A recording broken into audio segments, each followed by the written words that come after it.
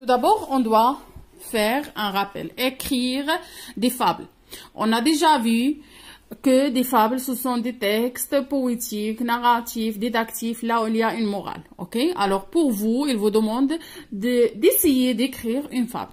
Alors, pour écrire une fable, je dois choisir une morale, choisir la leçon que je dois annoncer à partir de cette fable, inventer une histoire en rapport avec cette morale. Je dois trouver une histoire qui est en rapport avec cette morale.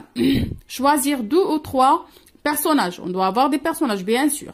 Faire parler les personnages. On doit faire parler les personnages.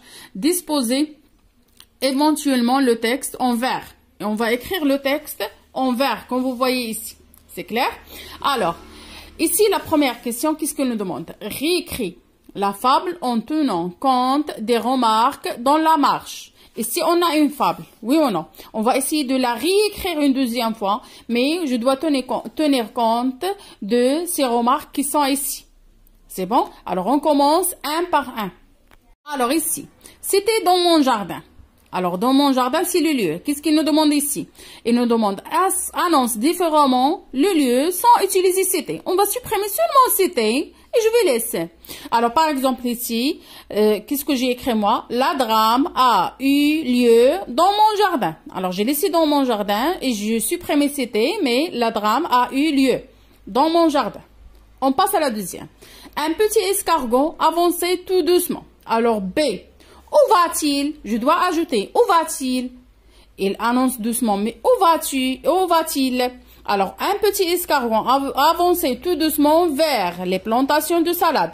Vers sa maison, comme il a écrit Hilali. Alors, vers sa maison, vers un endroit. Le lieu. Je dois ajouter ici vers quelque chose. C'est clair? Et cette chose-là, elle doit être un lieu.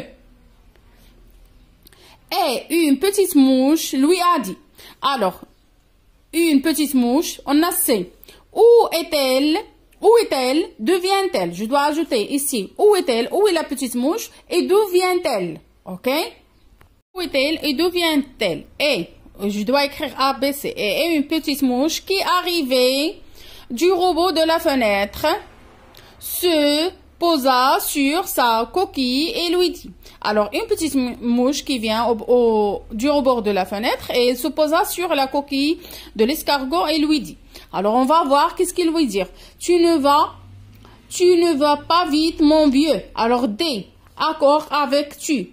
Alors, je dois faire l'accord ici. C'est très facile. Tu ne vas. Qu'est-ce que je dois ajouter? Je dois ajouter S seulement.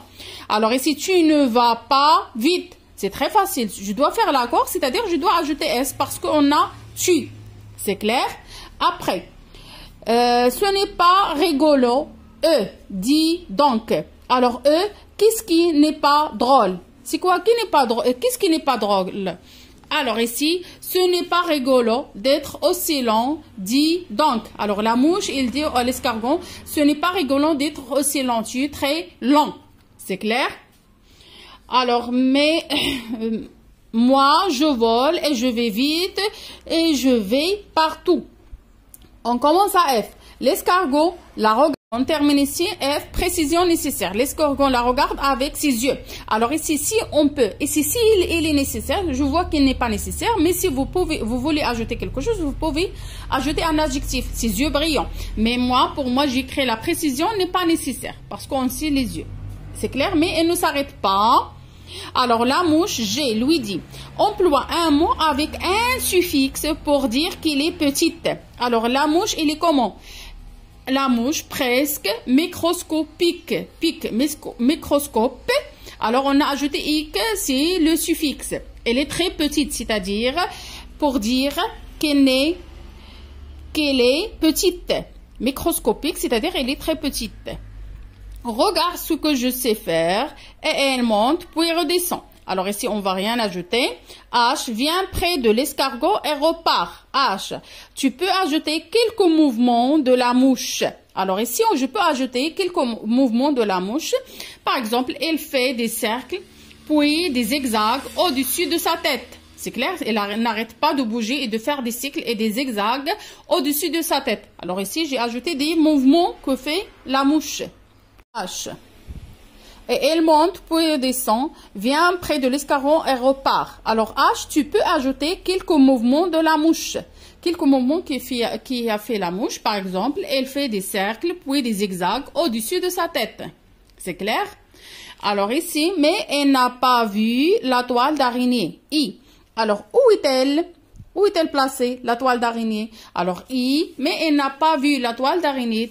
Si, c'est entre deux grands brins d'herbe. Alors, et elle y tombe. Alors, elle est tombée dans la toile d'araignée, c'est-à-dire l'araignée, elle va la manger. Elle sera morte.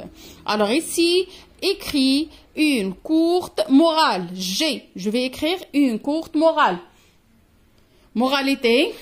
Alors, moralité, même si tu penses être le meilleur ou le plus fort, n'oublie pas de regarder autour de toi pour éviter de graves surprises.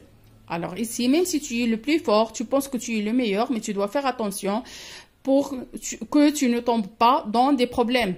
C'est clair? Alors ça, concernant la correction de l'exercice 1.